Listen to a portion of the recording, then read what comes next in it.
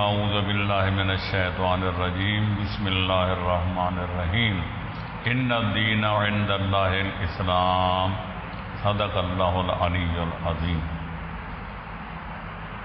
حضرات، یہ بات قانون فطرت ہے اور آئین قدرت ہے کہ کل حزب بما لدیہم فارغون۔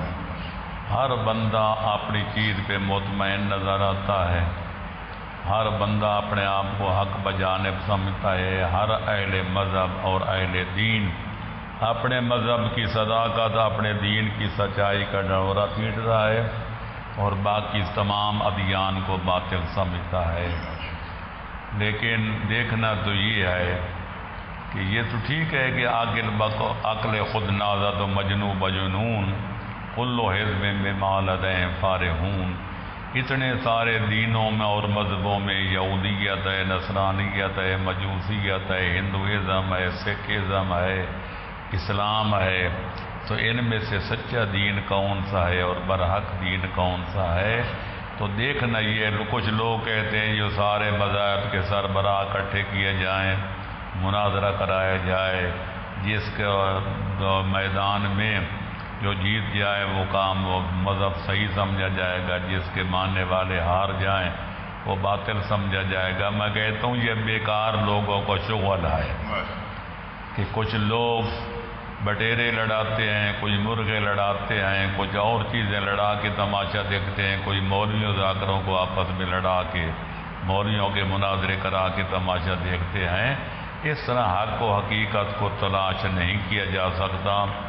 حق اور حقیقت کو معلوم کرنا ہو تو پہلے اس کی تڑپ ہونی چاہیے، اس کے بعد طلب صادق ہونی چاہیے، پھر اس کے مصادر و مآخذ کا مطالعہ کرنا چاہیے۔ تو اللہ کا وعدہ ہے والذین جاہدوا فینا لنہدینہم سبلنا وان اللہ لمع المحسنین۔ جو حق و حقیقت کو ڈھونڈنے کے لیے جد و جہد کرتے ہیں ہم ان کو اپنے راستے دکھا دیتے ہیں، اور اللہ کی تائید تو انہی لوگوں کے ساتھ ہے جو محسن ہوتے ہیں، جو احسان کرنے والے ہوتے ہیں۔ تو میرے دوستو دیکھنا یہ ہے، یہ مناظرے کرانے والے جو کہتے ہیں کہ مناظرہ کرا لو، پنڈت بلا لو، علماء بلا لو، پادری بلا لو، تو آیا دین مولوی صاحبان نے بنایا ہے؟ دین بنانے والے پادری ہیں، پنڈت ہیں؟ نہیں، تمام اہل ادیان کا اتفاق ہے کہ دین بنانا اس کا کام ہے جو رب العالمین ہے۔ ہر ملک کا قانون اس کا سربراہ بناتا ہے، تو خالق اکبر ہے رب العالمین، الہ العالمین، معبود العالمین۔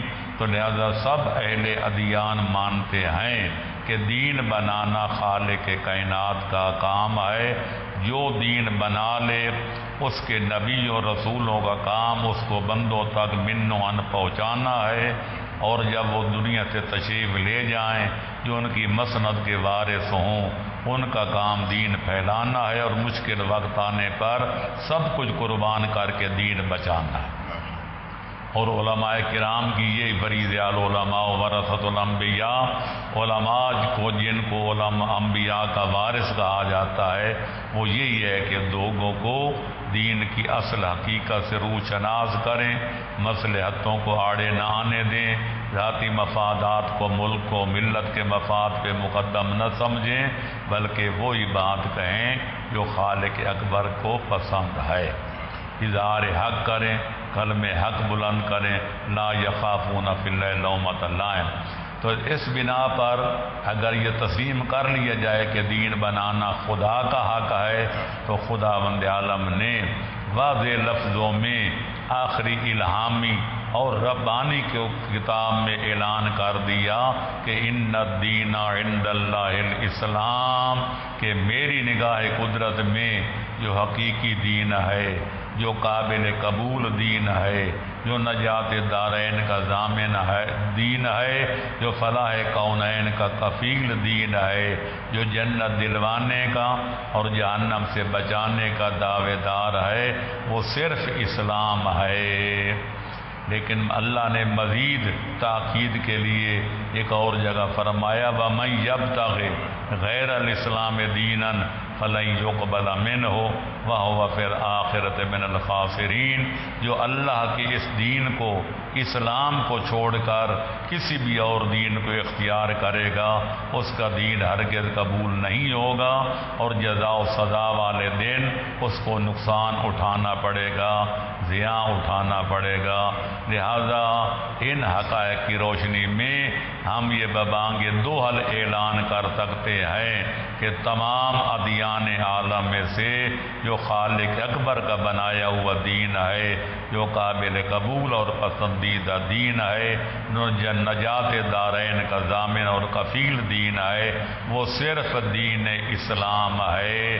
الحمدللہ جس نے ہمیں اسلام لانے کی اور مسلمان کہلانے کی توفیق عطا فرمائی۔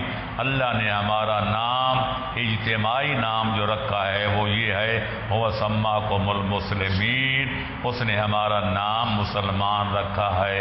آگے ہے ماحول، معاشرہ، ماں باپ شخصی نام اور رکھتے ہیں، معاشرہ ہمیں کوئی القاب دیتا ہے، یہ چودھری ہے، یہ ملک ہے، یہ خان ہے، یہ مغل ہے، یہ پٹھان ہے۔ اقبال کہتے ہیں یوں تو سید بھی ہو، مرزا بھی ہو، افغان بھی ہو، تم سبھی کچھ ہو، بتاؤ کہ مسلمان بھی ہو۔ لیکن ہماری بدقسمتی ہے، سوال پیدا ہوتا ہے ڈاکٹر صاحب آپ جو کہتے ہیں بتاؤ کہ مسلمان بھی ہو، آپ سیالکوٹ میں پیدا ہوئے، وہاں بھی لاکھوں مسلمان، پھر زندگی آپ نے لاہور میں گزاری، دفن بھی وہیں ہوئے، تو وہاں بھی ماشاءاللہ لاکھوں مسلمان صبح و شام آپ سے ملتے تھے، آپ کو کوئی سچا سچا مسلمان نظر نہیں آتا؟ فرماتے ہیں نام کے مسلمان تو بہت ملتے ہیں، خاندان کے مسلمان بھی بہت نظر آتے ہیں، پر مجھے ہے کام کے مسلمان کی تلاش، اور وہ کبریت احمر سے بھی کم ہیں۔ کیوں کہ موجودہ ہمارے مسلمانوں کی حالت یہ ہے کہ وضع میں تم ہو نصارہ تو تمدن میں ہنود، یہ مسلمان ہیں جنہیں دیکھ کے شرمائیں یہود، اور یہی ہماری زبوں حالی کی وجہ ہے، اور یہی دلیل ہے کہ ہم زبان سے کچھ اور کرتے ہیں اور عمل و کردار کچھ اور پیش کرتے ہیں۔ یہ ہمارے قول و فعل کا تضاد ہماری تباہیوں، ہماری پسپائیوں، ہماری ذلتوں، ہماری رسوائیوں کی بین دلیل ہے۔